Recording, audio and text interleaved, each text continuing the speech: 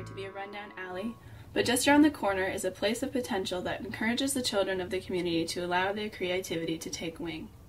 Juxtapostion Arts in North Minneapolis is a non-profit that began in the early 90s with two men and an idea to use their passion of art to reach out to youth in their community by introducing art and design as an opportunity for expression.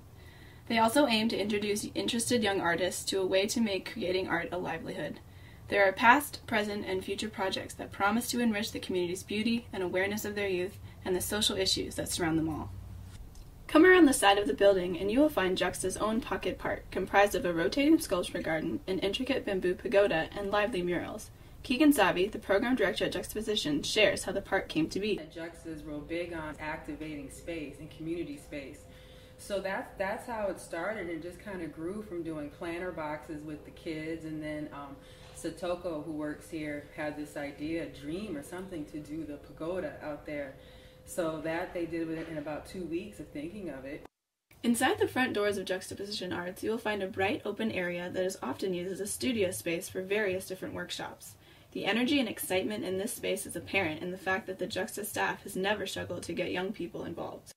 One of my jobs that I do is recruitment, and I've been doing it. I came back to Juxta in March of this year, and I haven't had to do much because kids just flock to be with us. We get a lot of former students who want to come back, and also this summer, from having the kids work outside in the pocket park, in the sculptures and the murals, people in the community, kids walking by who were doing other summer jobs, wanted to come by and see what we were doing. So word of mouth really gets us a lot of people in here, a lot of kids in here. What I love about Juxta is how it provides a safe space for kids who might not even be that too into art when they first get here, but they seem to sense that we're welcoming, we're open, and sometimes we can't shake them off with a stick. I love when you have such motivated kids who keep you going. So I definitely get something out of it, but I'm really happy to know that kids just don't want to leave. Walk around the north side of Minneapolis and you will see Juxta's artistic footprints throughout the community. One of the most noticeable art pieces being the sidewalk murals. The process in creating these extraordinary pieces is intensive. The kids are involved from the very start. Roger Cummings, the artistic director at Juxtaposition, explains the process over the very audible 5-foot-long fish tank in the corner of the room. The basic of, so if it's, let's say it's street banners, we would, if we're starting from scratch and we say we're going to put up some street banners, we would do like a visioning session with paper on the wall and say, what do you value about your neighborhood? What are some good things? What are some bad things? And then what would you change about this if you had the opportunity?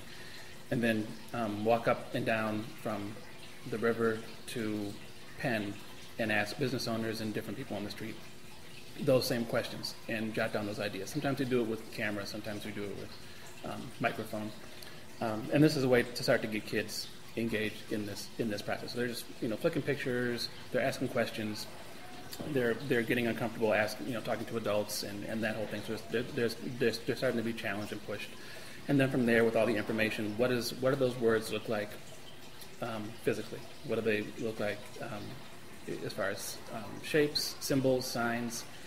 And then the stronger artists will outline and get the composition and balance going on the banners, and then the kids will do what they can as far as filling it in. If the kids are really strong, then they can help outline and do more. But until they get comfortable, they would just work their way up. One thing I like about Juxta is how it gives people who live in the neighborhood, in the community, kind of a say in what we see visually every day. So to me, it's like it shows a connection of the people with the neighborhood, and also too with the subject matters that I see in the front. It looks like the one in front of Juxta is about HIV and AIDS and protecting yourself. That's something that's really important, especially for North Minneapolis. That's a big topic. So I think for me, how I respond to it is that there's a community need or an issue that needed to be addressed, and was one way to take it where it's ownership. We own not the issue, but we own that we're all aware of it and are concerned about it. The insight and creativity of the youth that work with Juxtaposition are highly valuable to Roger because they are capable of capturing the attention of the entire community. As peers of potential consumers, they have an advantage in helping to design the wide array of artistic products that Juxta works with the kids to produce. These are different design elements. This is a hat, a backpack, a t-shirt, and let's see what is going to catch on. Just because I think something's going to be hot doesn't necessarily going to mean it's going to be hot. Y'all are younger, and you're going to have more of an eye for what people, the demographic is going to want. So then we started taking them through the process. How do you apply that onto actual fabric? That artistic knowledge comes into play when the kids work on their own designs. As important as it is for the kids to create something that they enjoy, Roger believes it's important that they develop the understanding that they are also looking to create something of value to other people.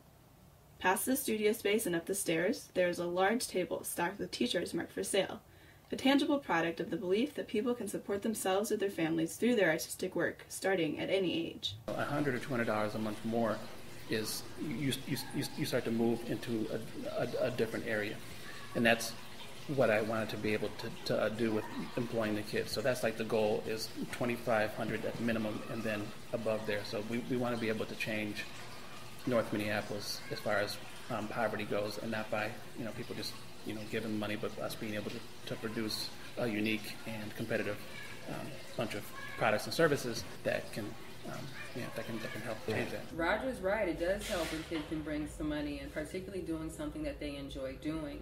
So it's, well, number one is getting kids in here doing something that they enjoy doing, which is making art. Number two is showing them that they can have a hand in creating designs and concepts for what is art that other people might actually wear. Number three, it gives kids skills that if they want to be artists, not everyone, God bless the ones who can, but not every artist is able to get out there at the age of 18 and just make money doing what they love doing. However, getting skills within the art field, so, helps in the long run. So let's say I want to be a mural painter, but right now I'm printing t-shirts. So I'm still in the field, I'm still making money, but ultimately it will contribute to my lifelong livelihood as an artist. So that's what we see for the kids. So it's kind of a win-win situation, I think. Kids who just want to make art and kids who want to, make a career out of it.